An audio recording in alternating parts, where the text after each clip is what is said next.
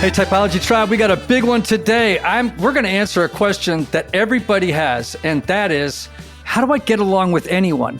And we're talking to the person that, this is what they do. In fact, our guest today, James Ginn, has a brand new book, How to Get Along with Anyone, the Playbook for Predicting and Preventing Conflict at Work and at Home, co-written by John Elliott. He is an Enneagram 3 with a 2-wing.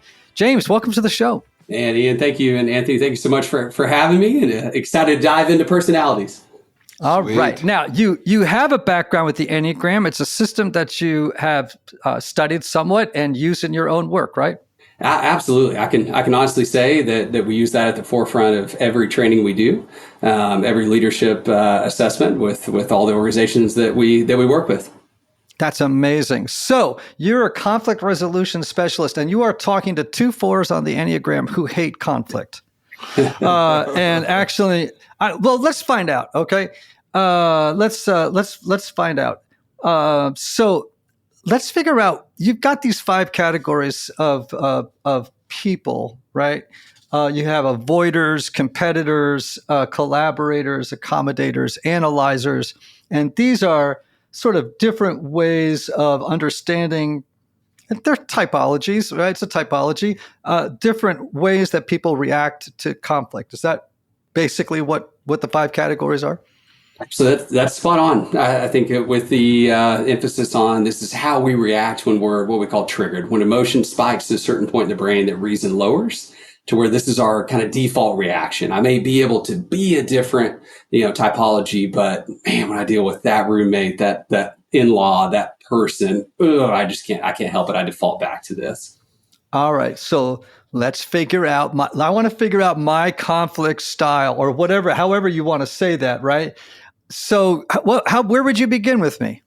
Sure. So I think we'll see if 3s and 4s can become best friends and truly get along with anyone. So that can be left up to the listeners to see if that works or not. So typically the first thing that we break our profiles down into is not necessarily the handling approach. It's more what triggers you specifically. And conflict we break down to 3 specific types, and all 3 are frustrating. They're annoying. Nobody likes them. Nobody enjoys them except weird people like me and John that want to write a book about it. But they fall into one category, which is task conflict. So task conflict is all about getting things done. It is I have a 17-point checklist, and that is my checklist for the day. And all of a sudden, somebody comes in, somebody does something to disrupt that process, and I can't get my work done. I can't check those marks off the list. Or I'm really wanting somebody else to really get their things done, and they don't. And that just makes that emotion rise. The second is process conflict. That is, I have a process. Ian and Anthony, I've got a process for this podcast and getting this message out and everything that we do in my work, in my home life, in my relationships. And somebody disrupts that process. Somebody comes in and says, I know a better way of doing things. I'm going to do it this way. And that process gets changed. For some of us, that is really, truly the trigger. And the final is relational conflict. That is all about the person, their personality types, what we call best teammates and worst teammates. Is it a 3 mixing with a 9? And how does that work to where you see that person's name flash on your phone on a Friday afternoon? It just makes that emotion rise. So one of the first steps that we do is determine which of those 3, even though they're all frustrating, really just create those emotional triggers. Oh, right away, I'd say it's relational. Agreed. Same here. 2 4s. Just brought out the relational. All right. What's the next thing you might ask? Next thing is, how do you communicate? So I know the Enneagram breaks down incredibly all the different aspects of communication, how people prefer to communicate. So the first thing we like to see is, what is a person's preferred mode of communication? Do they prefer to communicate in person?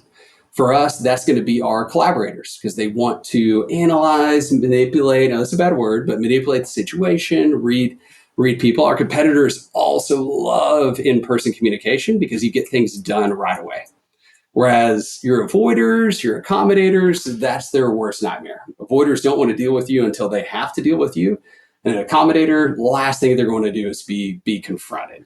Versus an email form of communication, which we see a lot of times with the corporations we work with. Your analyzers absolutely love it because it's not weird if I send you an email with 14 different bullet points and it's broken out in a long way. But if I send you a text message, it looks like a junior high breakup message is really what it comes down to. So the different modes of communication, whether it's in person, whether it's email, or as we see a lot with accommodators, that social media, I don't want to say passive aggressive, but really passive aggressive kind of tone. In person for me, for sure. In person for me, for sure. There you go. Same here with the 3. So then the next thing we look at is the process of how a conflict gets brought in. If you have a conflict with someone, are you going directly to the person? Are you going to everyone but the person involved? Or are you going to everyone else first to gather your story and then sitting down with the person? So and that's where it gets a little tricky. So which are you? Were those 2 options? Sorry. Oh, sorry. So it's a go to directly to the person you're in conflict with.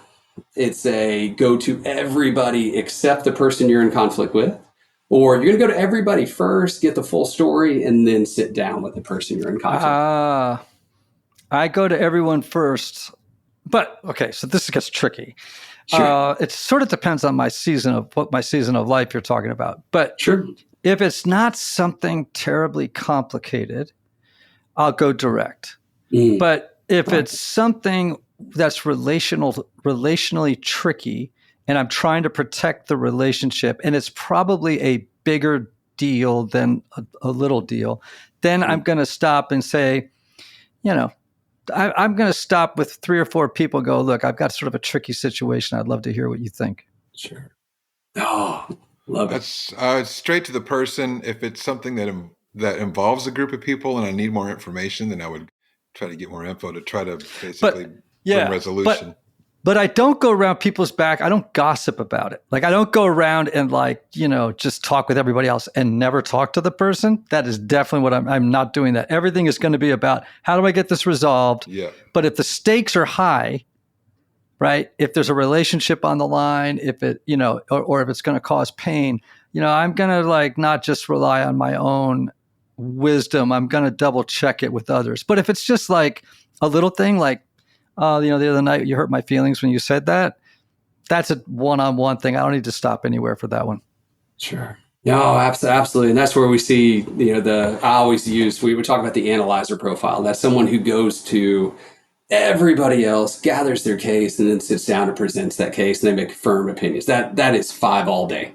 And I always, we talk to our 5s, it's, hey, you're a 5, and here are amazing skill sets that you have. This is going to be your default reaction. And there are plenty of situations where that is the thing to do.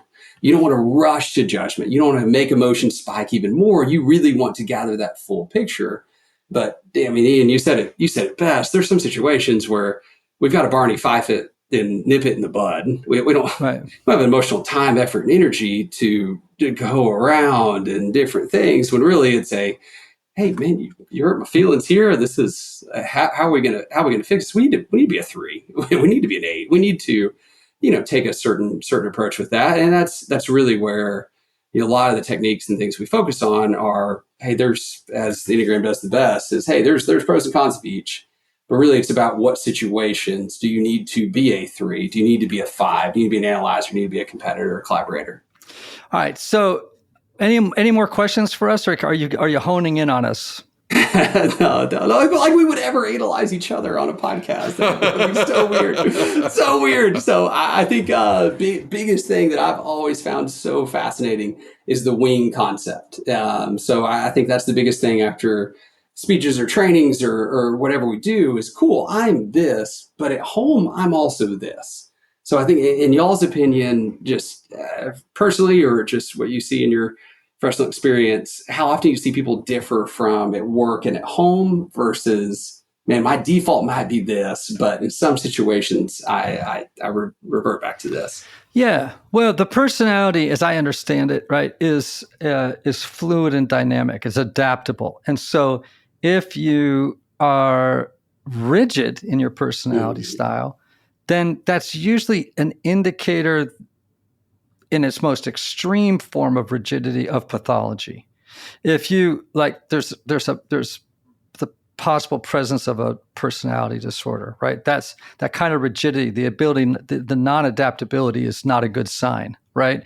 But in most people who are within the bell curve of, just garden variety neurotics, yes, people's personalities adapt. Who you are at work can change a little bit and shift a little bit when you go home. I don't know if it's wing related necessarily.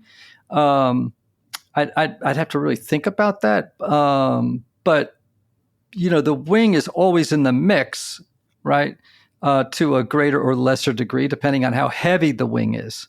Right. Some wings are really heavy. I have a very strong 3-wing. It's so strong that sometimes it gets blurry between 4 and 3.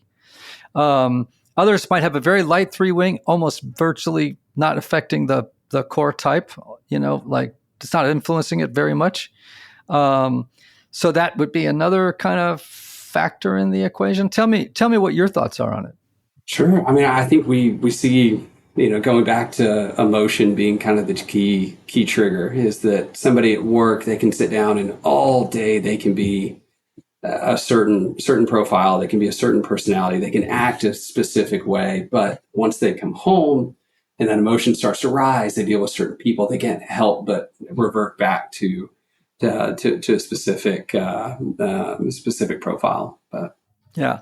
So, all right. So what other questions do you have for us so we can determine which of these 5 categories maybe that we fit into? Sure. I think the final is tone of communication. That's the one we kind of revert back to a lot. And it's, whenever you're in a conflict setting, specifically with that disclaimer, are you going to ask those leading questions, really open it up to try and gain as much information as possible? Are you more blunt, direct, and to the point, or is it a kind of dismissive? We're not in conflict right now. I want to read you. I want to fill you out to see how upset you are first. The first one. I tend to be very relational, but I'm a therapist, right? And maybe I became a therapist because I have this style, right? But it's more like, let me ask some questions, find out what's going on here, and I'm very feeling oriented. So I'm like, tell me more. But I tend to be calm.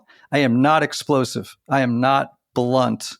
I don't have that 8 energy in a conflict, right? Sometimes 3s can be blunt, not as blunt as 8s typically, but because they're concerned with efficiencies. So it's like, okay, let's just get to the bottom of this. Let's solve the problem, and then we can move on to the work we have at hand, right?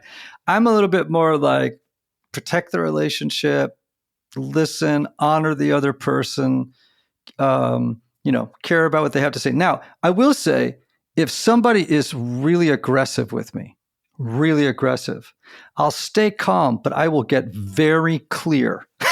Mm-hmm. Yes. I will get clear and firm, but still, I don't remember the last time I blew my gasket or something like that.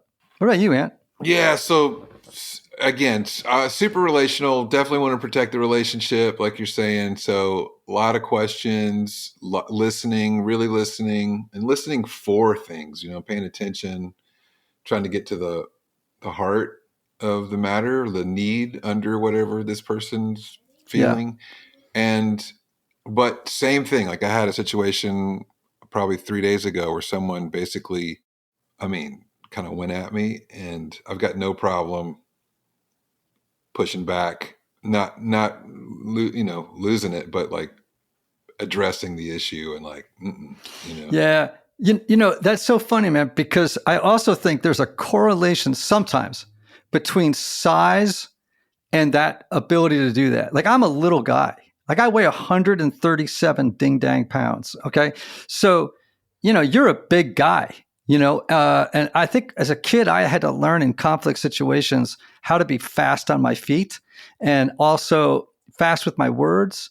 But then I learned over time, like, how do I get this into where we resolve the situation, where there's kindness, understanding, and where everybody kind of has a win in the end of some kind. and we walk away with some reconciliation. So where are we, James? Who am I? Person. Yeah, you're a sick person. You are sick, man. That's why we all get along together. So we all get along. So yeah. No, I love it. I see some analyzers. I think that's not going to be rushed into judgment. Not going to try and they're never going to blow up. They're not going to see that as counterproductive.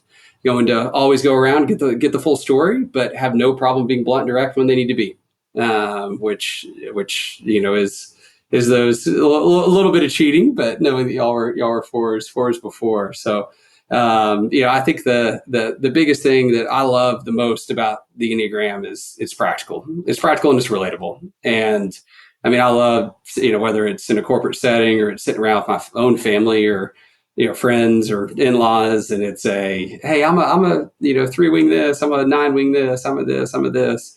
The thing that I love at the Enneagram, which I know we're legally not allowed to talk bad about e-colors or any of these others on this podcast, right? So you guys can edit that out. So I don't know if y'all dealt with Chevron, but I dealt with Chevron where they introduce everybody as, hey, I'm a green dot mixed with an orange dot on a rainy day, but on a sunny day, by God, I'm a blue dot mixed with a purple dot. What are you guys doing? I'm utterly confused. Exactly, same. So that's where I walk in and I'm like, guys, look, you guys have done the Enneagram. They're like, yeah, I've done the Enneagram. I'm this and this. I'm like, great. That's awesome. We can get to work because I know it's practical. So I think that's the biggest thing I love is, the practical aspect is great. I'm a this. I can profile that someone else is a this.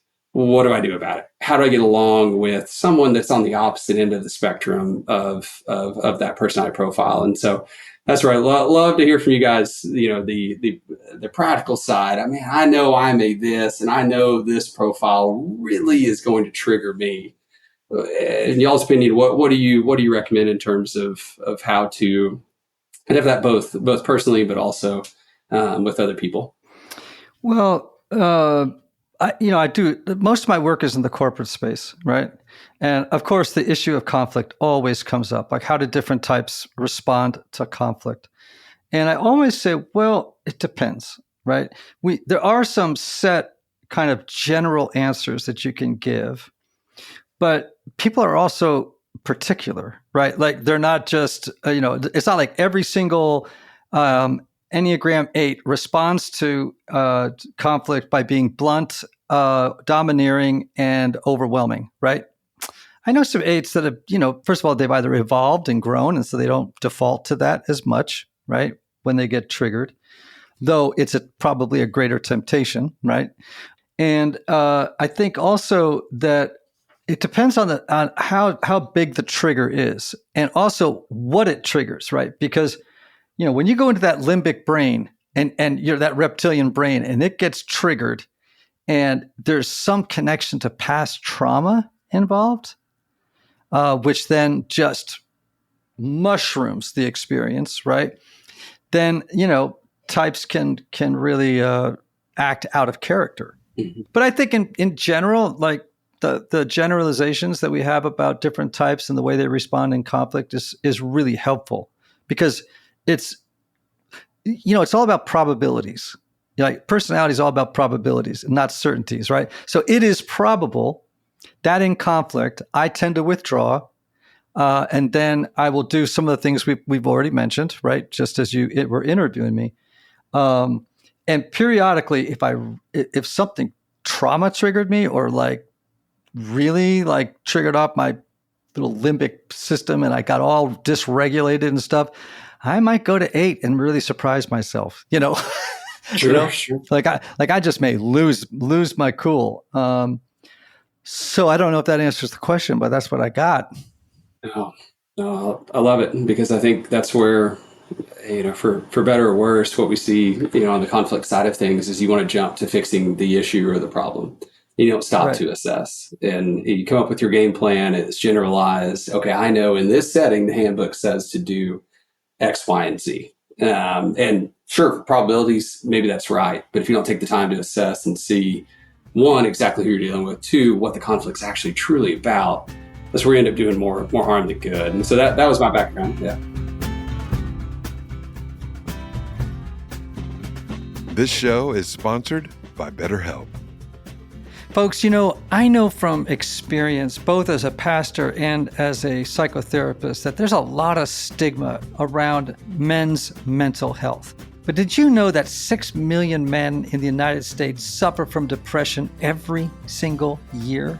And with today's immense pressures to perform, to provide, to keep it all together, men struggling with mental health often go undiagnosed. So listen up.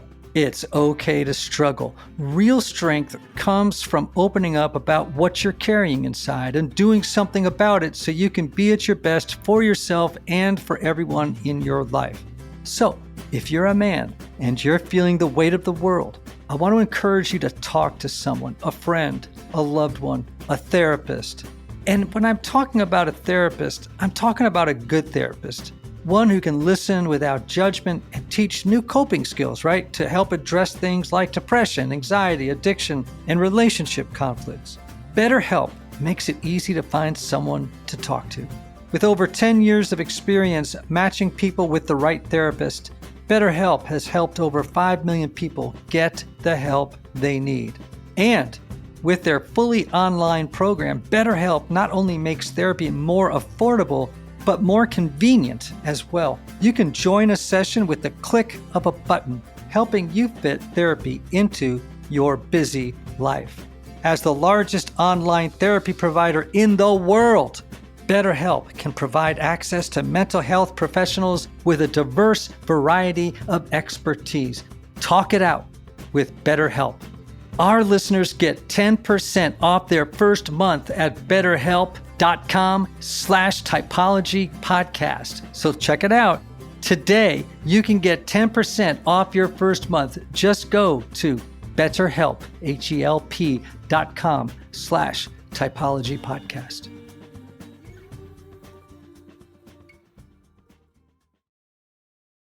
Yeah, so that's a good question. How often is the conflict not about what the two parties think it's about?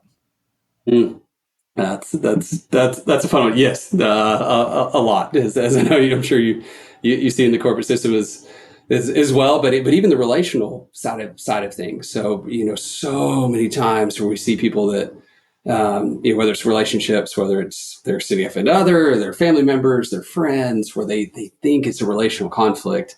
And it's really not. It's a process conflict. From a fun side of things, we see it with the family vacation, which I always ask people in a training or setting is, okay, if you can't think of the person in your family that is this person, it's you. It's okay. We're going on family vacation. We're going on this trip, and it's planned a certain way, and we have to detour, and everybody's having a lot of fun, but it's not having fun with my plan. Well, then I'm triggered. I'm upset with this type of situation. That's we see it so much as well. Grandma's this, grandpa's this, uncle's this, aunt's this. Really, it's process type situation. It's nothing to do with relational conflict specifically. On a more drastic side of things, we see this a ton in terms of, I've done over 1,000 divorce mediations, which is why my hair used to be flowing and beautiful like Thor, and it's just not anymore.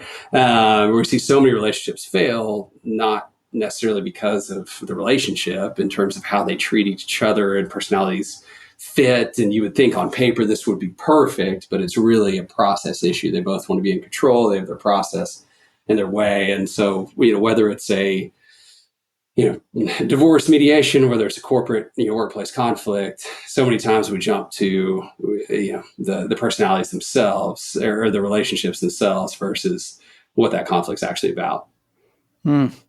Yeah, it's interesting. I remember years ago, and this is just not particularly tight, but I remember one time I had a person come into my office. I was in a different line of work at the time, but I was a therapist, right? And they come in the office and they're furious about something and they're mad at me about it. But I kept thinking to myself, they're not talking to me. Like I can just tell there's someone else in the room. And so I said to them, who else is in the room right now? And they said, they kind of looked confused. I said, because I don't feel like you're actually talking to me. I feel like I'm standing in for somebody else right now in your mind. Who else is in the room right now? Love it. And they kind of like stood back and they said, oh my gosh, My dad is in the room. Wow. And I said, yeah. And frankly, I don't feel like being his stand-in right now. Yeah. That's funny. Never. That's hilarious. Yeah, man. Conflict is really, really complicated. And I love how you've broken it down. And again, everybody, we're talking about this book, How to Get Along with Anyone. We're talking with James Ginn, who's the author or the co-author of it. And there are these 5 categories. So one, just let's run through a description that you have a sort of a 1-sentence description of each of these sort of categories, right? So avoiders, like uninterested in minor details, right? Excels in solitary work, has a knack for concentration. That's sort of a description, right? But tell me something else about avoiders. Sure. Oftentimes they get a negative connotation. They avoid conflict because they're scared of it. That is not true. They do an opportunity cost analysis on every conflict. And once it's time to deal with it and they deem that, you know what, I need to deal with it, it's game on. They're going to take that competitive mindset, but they'll avoid until they think, all right, I really need to deal with this. Right. So I hear 9s, Enneagram 9s in that category, right? The peacemakers. Sometimes, this is kind of strange, 7s fall in this category because 7s, they're avoiding difficult feelings. Like you sometimes have to light a 7. You have to light yourself on fire in front of a 7 before they go, oh, we have a problem here. Like they're like, I want to talk about anything else, right? So even though they're in that assertive triad, 3 7s and 8s, sometimes, and they can do conflict, but man, it can be tricky for certain 7s. Okay, so tell me about competitors. Sure. Well, one, you just settled a debate between my wife and I, who we all know is way smarter than me. We've been together for a long time, thanks to a 5-to-1 girl-to-guy ratio at Abilene Christian University. When I married her without her knowing anything about it, so that's the 3 in me. Got her. Is that yes? That's what she says as well. That 7s align very well with avoiders, which what she is. So our competitors, those are the people. Some of one sentence, if they have a problem with you, you're going to know it, and you're going to know why and what they think the outcome should be. No small talk, blunt, direct, to the point. Here's my issue. It's not personal. Just, Anthony, I think we can resolve it if we do X, Y, and Z. So why are we wasting time talking about it? Let's go fix it. All right. Well, for sure, I think 8s fall in this category. Maybe some 3. I think 1s fall in this category. Oh yeah. Yes. Yeah, I'd say 1s fall in this settling category. Another debate. I think probably, counterphobic 6s would fall in this category. There's a certain style of 6 that would fall into this category.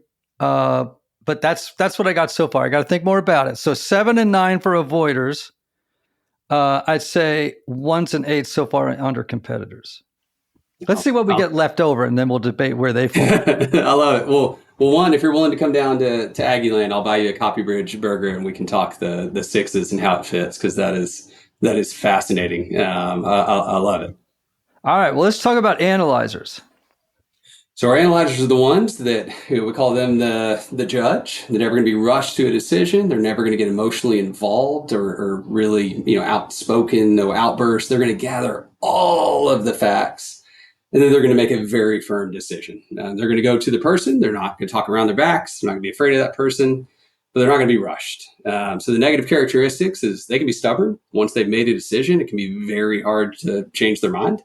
But they're also never going to be accused of being emotional and making rash decisions. Okay. I am definitely not an analyzer because I'm not only concerned about the facts. I'm really concerned always at the forefront about the relationship. And they're very interwoven, and I can't leave emotions out. Sure. Yeah. So feelings are too involved. And I'm just naturally attuned to feelings. I'm a heart type, not a head type. So I'm really focusing in on like, well, what's the tenor of the feelings here? What about you, Ant? I agree with you. I'm very feeling oriented. I don't lean into my feelings. Well, I'm not taken by my feelings, but I use my feelings for sure.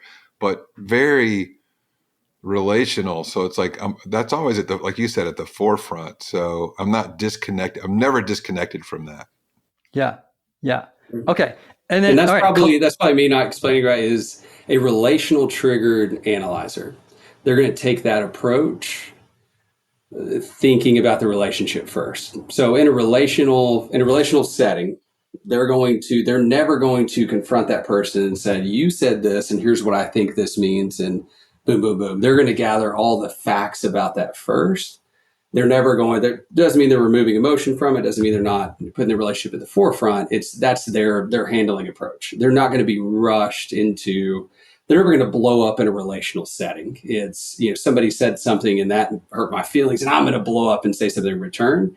I'm going to think about, why did they say this? I'm going to get that full story, and then I'm going to talk with them specifically about it. So I definitely do that. I will give a lot of thought before unless it's like something where it's clear to me and I know, but I would tend to, for the sake of the relationship, I would want to make sure I've thought through. Well, yeah. Plus, you also don't have the luxury of time, right? At times, right? Like sometimes you're like, oh, I don't have a week to talk about this with a bunch of people. It is right in my grid right now. Yeah. Right. Sure. Yeah. But if I have time, yeah. All right. So I see with analyzers for sure fives. Sort of fall into that, under that rubric. I kind of fall into that rubric, which is interesting, but I don't feel entirely. There's another one on here I feel a little bit more closely aligned with. But let's find out. All right, describe collaborators. Collaborators, that's me. Those are the people that want to engage and connect with anyone. No conflict is too small. They're going to want to resolve it. They're going to dive deep into the issues, get to know people. They're going to identify that underlying interest. They're going to really want to connect and draw information out of people so they can manipulate the outcome. So on the positive side of a collaborator, they're going to be doing an excellent job at leading people to positive solutions. The negative side of a collaborator is they come across as manipulative, and they can be. They can do their best to manipulate the outcome. It depends on what they want that outcome to be. And so their goal is to connect, identify what everyone around them wants, and then do their best to lead them to a specific outcome. Okay. So we know definitely threes are in that category. For sure. And they have a chameleon-like ability to kind of like adapt to the situation. But it's usually but threes, and you tell me, James, that this is true of you, they can be impatient with feelings. So it's a little bit like, okay, these feelings are slowing us down. And really, I want to resolve the conflict, not so much because of the hurt between us, but because it's creating inefficiencies in the system. And I just don't want to mess with that. So let's just take the feelings out of it, look at the problem and solve that. Even though the feelings are important, but they're going to get maybe possibly dismissed. I love it. So that is that is spot on. So we see a lot of our collaborators are threes, are task triggered. It's I want to get this task done. I recognize I'm a chameleon, I'm a three. I recognize that I need to respect the feelings and need to make sure that those are a piece of this, but the end justifies the means. The ultimate goal is resolving the task. So that's where we see a lot of collaborators are task triggered. Yep. All right. And then there's accommodators. So prioritizes achievements, right? What else? So our accommodators would rather get the job done themselves versus confront someone else blunt and direct and to the point and tell them you're not picking up the slack, you're not doing your job. They would rather do it themselves in that way. So I teach a bunch of undergrad, grad, and doc students at Texas A&M University, and absolutely love it. And one of my favorite things to do is group projects in every class. One, because I'm the devil, because everybody hates group projects. Yep. Two, because I get to force them to, when they come to me, I don't do peer reviews. They don't get to complain to me and say, Jim did not do his job. If you have a problem with Jim, you can kick Jim out of the group, but you have to tell Jim, I'll support you, I'll back you up, but you have to be the one to have that conversation. And I see a lot of accommodators say, well, never mind, we're good. I'd rather just do the project myself and get it done versus have that one-on-one confrontation with that person. Well, we have twos in that category. For sure, yeah. And some fours. Yeah. In that category. And particularly because under stress, when they're doing well, they go to the high side of 1, where it'd be like, I'll just do it myself. It's going to get done better that way anyway. But I can see where 2s and 4s kind of fall into that category. But I want to hear what you have to say. So if you had to think about avoiders, they're uninterested in minor details. They like solitary work. They have a knack for concentration. And what else did we say about them? They want to avoid conflict, right? Avoid conflict, not because they're scared of it, more just opportunity cost side of things. Okay. Oh. And we said 1s and 7s in that category, right? Mm-hmm. Would you agree with that? And this is not a bit that we're getting along with anyone here because of the book, but yes, that is exactly what it would be categorized as. Okay. And then what about 1 and 9? 1 and 7, you said. Yeah, that's what I said. I'm just, I don't know enough about these in particular, but all right, competitors, right? Always pushing the envelope, never rests on their laurels, takes risk for the sake of achievement. I put down 1 and 8 and a counterphobic 6. What did you have? So I personally had 8-1, and I would love to talk about the 6 and get your opinion. So not plugging to be back on here, but would love to hear your thoughts on the 6. I had not thought of that before. But. So there's 2 types. There's 3 types of 6s, mm-hmm. But the 2 that are most interesting is the phobic 6 and the counterphobic 6. The phobic 6 would rather submit than rebel. Mm-hmm. And the counterphobic 6 would rather rebel than submit. And sometimes the counterphobic 6 gets confused with 8s because they're quite assertive, quite aggressive at times. That's fascinating. So I can see where they could almost be split into different categories depending on the type of 6. Which, I don't know. Have you had trouble figuring out where 6s land?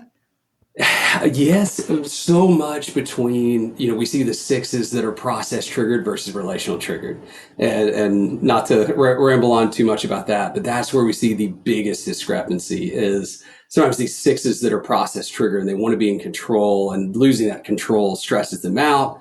They'll present in a different way than the ones that are relational triggered. And no, they can't help it. They're going to act that way because of that specific emotional trigger. Interesting. So where do you put 6s typically in your mind?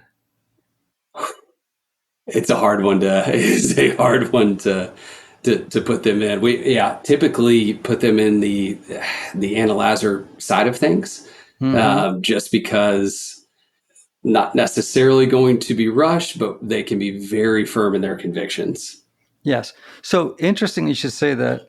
6s are very analytical. Mm. Now, where they get into trouble is they analyze a situation, and then they do a lot of self-guessing and self-doubting, right? They'll come up with some conclusions in the analysis, but then they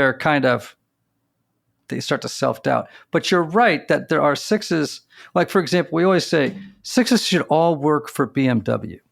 Mm. They should all work for German car companies. Lots of precision. It's very well built. There's a kind of 6 that looks very 1-ish. So there's that conviction, that analysis can get a little rigid, sometimes, but that's more driven by fear than by anger in the case of the 6. So that's interesting. So right now, 1 and 7 is an avoider. We have 1 and 8 as competitors. As analyzers, so far we got 5 and possibly 6, right? All right. We've talked about the collaborator. You call them oration virtuoso. What does that mean? I think you summed it up as chameleon. They connect with everybody. That's what they thrive doing. That whole conflict timeline process of building rapport being the first step. They're great at that. That is their thing. So they have no problem connecting, no problem changing back in between, and that's where I've always based the three skill sets off of that. Right. Very interesting. Very interesting. Well, we know that 3s fall into the collaborator category. Let's stop there for a second. We know threes fall into that category. There may be one more, but let's find out. Accommodators. Sure. Accommodators have always seemed that 9 and 2 have kind of always been my thought. But as you can tell from me being a Cowboys fan, you won't hurt my feelings if you tell me that I'm dead wrong. No question. 2s and 9s, right? Like would fall into that category, and some 4s. But I can also see 4s in the collaborator space. Mm-hmm. And what kind of makes this complicated, right, isn't just the core type in the wing, it's the subtype. Yes.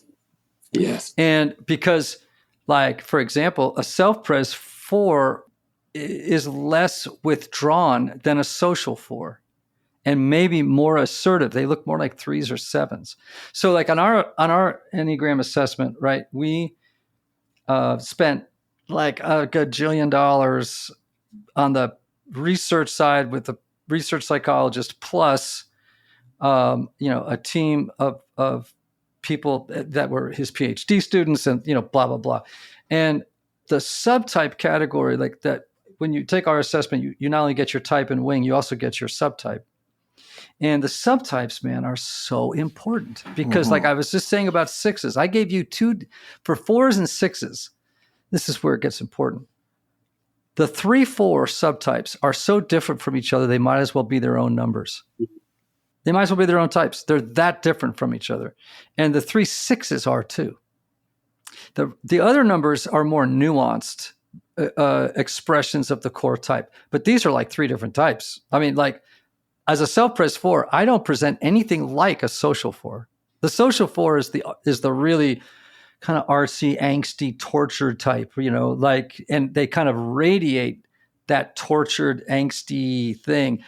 I look like a 3 or a 7 all the time, but I am all 4 for sure, right?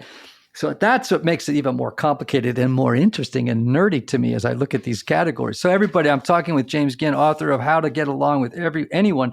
And I love this for all of you listening because, number one, every single type on the Enneagram needs to figure out, every human being needs to figure out who they are in conflict so that they can navigate conflict with self-awareness, being responsive versus reactive, knowing this is who I am when conflict arises, so that when the moment presents itself, they can operate from a place of real emotional intelligence and wisdom. Is that fair, James? I think that's spot on, and I think that's the biggest focus, and why I love the Enneagram is it's getting proactive. It's trying to head off. So you're the subtype of the book, though, is the playbook for predicting and preventing conflict at work and at home. But there really is, ultimately, at the end of the day, is there anything, does avoiding conflict, like, it's not predicting and preventing and avoiding conflict at work and at home. It is inevitable. It's inescapable, right? It is. And it's how do we keep it from escalating? All right. So let me ask you this question. Is there any one of these 5 sort of categories of the ways that people respond typically in conflict, right? What triggers them? What are their strengths, weaknesses, et cetera? Is there any one that particularly you see repeatedly has the most problems with conflict resolution? Great question. So I think the biggest thing is it's more about matchups. If you're dealing with an avoider, then the worst possible profile you can have is being a collaborator. All that's going to do is drive them nuts. That's going to make conflict worse. Going to be a worse situation. Whereas, for a competitor and avoider, when it's a conflict setting, we want to forgo the small talk. We want to get down, blunt, direct, to the point. Let's go handle this. Let's get it off our place. We call that the domino technique. We know the core issue. We know what's going on. We're going to knock that domino down. The rest are going to fall. Whereas a lot of the other profiles, we use the momentum technique. It's the whole getting to yes. It's hey, we don't want to rush an analyzer. We need to play the game with a collaborator. We need to make sure an accommodator feels comfortable. We need to get some small wins on some smaller issues, some smokescreen type issues to build up that momentum to get to the thing that's really, truly truly bothering them. And so, yeah. Versus, one specific profile we have the most trouble with, sure, we see a lot of times in corporate settings, someone that's an accommodator that's process triggered. That is, we go consult, we see, you're going to have some issues. That's someone that has control issues and they really want something a specific way, but they'll never say it. They're never going to come out and tell you, I want things done a specific way. You're going to see a lot of trouble with our collaborators. I see. Okay, so this is where these typologies get sort of interesting. Mm-hmm. Because of there's also the task conflict, process conflict, and the relational side that collides with these different types, if you will. And depending on, right? Like, so then you have, this is actually really interesting what you guys have done. Okay, so I was in a meeting last week at a company, 2-day workshop I was leading, and the issue of conflict came up. And I've got a room full of different types. They're all in HR.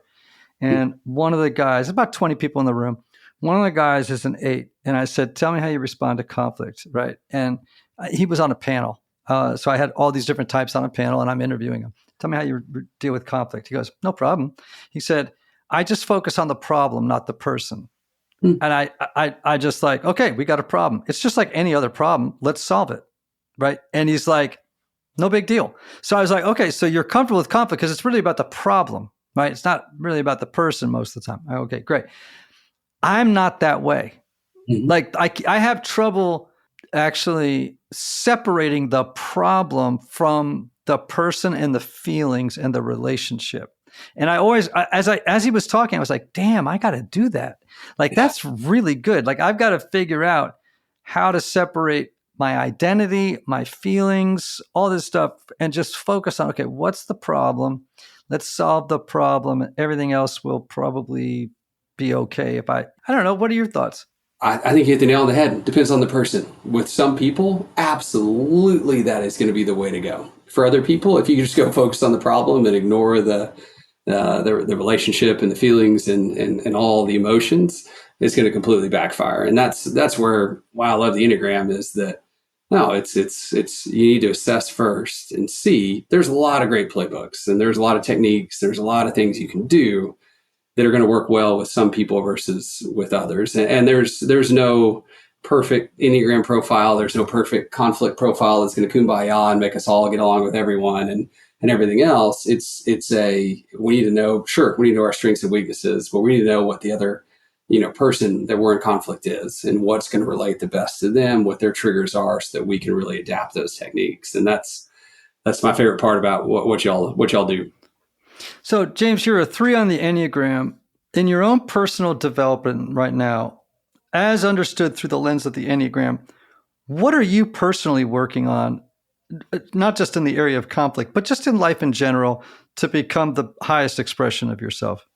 Sure. So I get told a lot I'm a mixture of Ted Lasso and Chris Traeger, but on way too much coffee. That's so interesting. Like I have a 3-wing 2 mixed with some. That's so funny because, okay, I'll tell you what those types are, I think, but go ahead. I love it. So for me, I'm very, it's to put on my three hat, very, very driven, but on myself. So I want to make sure I take care of everyone else around me.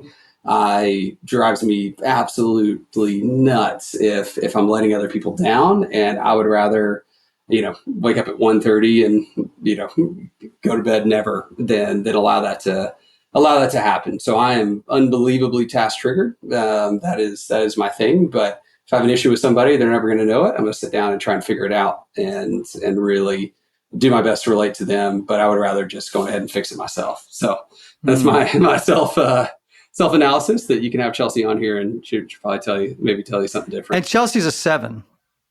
Chelsea's 7. She's 7 and a avoider. Interesting. Wow. But that's where we factor in. We have to include the statistics of 5-to-1 girl to guy ratio in college. And I proposed right when we graduated and there weren't that many other guys around. Right. So are you trying to say she's settled? Is that what you're saying? Oh, yes, absolutely. I'm saying one by default. We have 2 beautiful children. We've been together forever. She doesn't know. And then she's a night shift ER nurse. So you deal with all kinds of other crazy people that come into the night shift ER. So I just let her know, baby, I'm not that bad. Really, right. You factor that in. So yeah. But you've set the bar really low, man. It is. It's win by default. That's every 3. Well, I totally love this, man, because as you note in the book, right, like the average American worker spends 156 hours a year in some kind of workplace conflict. Lord knows what it is at home. I don't have any idea, right? I would imagine less, depending on the situation. However, conflict is just part of life, and we have to figure out how to do it. Don't you always wish, I don't know, Anthony, if you do, but I always wish that people would teach kids starting in about 6th grade about different Enneagram types. Oh, yeah. But also about how to do conflict. Like, why don't we have classes? Why don't we ever have classes starting in 6th or 7th grade about different types of personalities? We're just left to go out into the world with trying to figure it out, groping in the dark, looking for the light switch, like trying to figure it out. When if we at least gave people a basic sort of idea of like, look, there are different types of people, and here's a couple. It's not a perfect system, but it's pretty good. And, it would give you a leg up. What do you James, am I right on this? Wouldn't it be good if we just put this into a curriculum somewhere?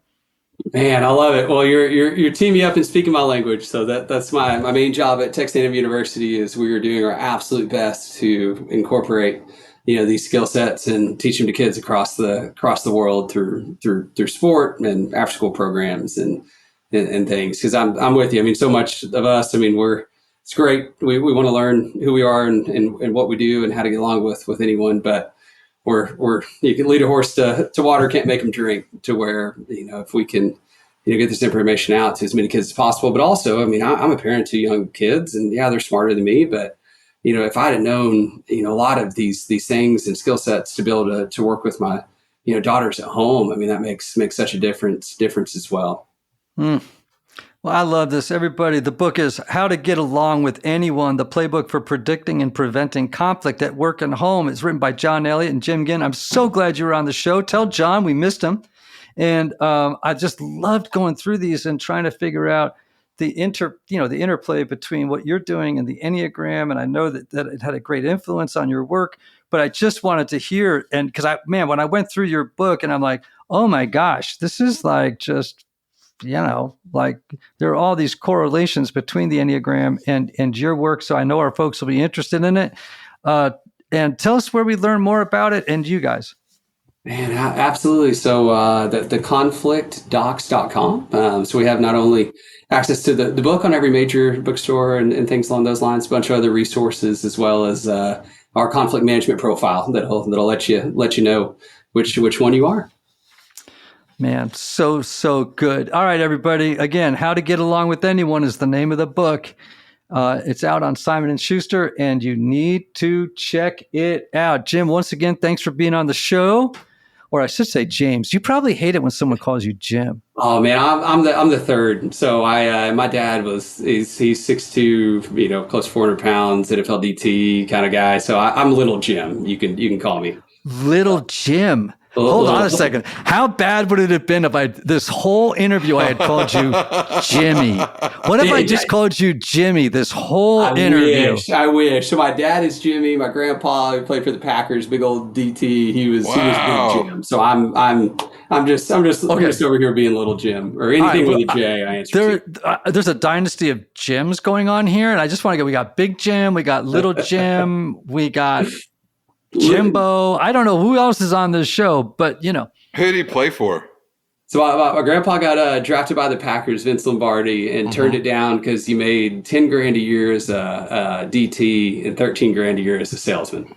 Wow. So that was his. So I was the wimpy 230-pound baseball player that wanted to go somewhere where they would call me Big Jim. Yeah, I was the big 125-pound violin carrier. That's why I've had 13 broken bones and a bunch of surgeries. So that's the way to go. I think I'm glad for that old violin. Well, anyway, everybody listening, we're so glad you were part of our show today. And man, you know that we love you. We just think the world of you and glad you're part of our family. May you have love. May you have joy. May you have peace. May you have healing. May you have rest. Until next time.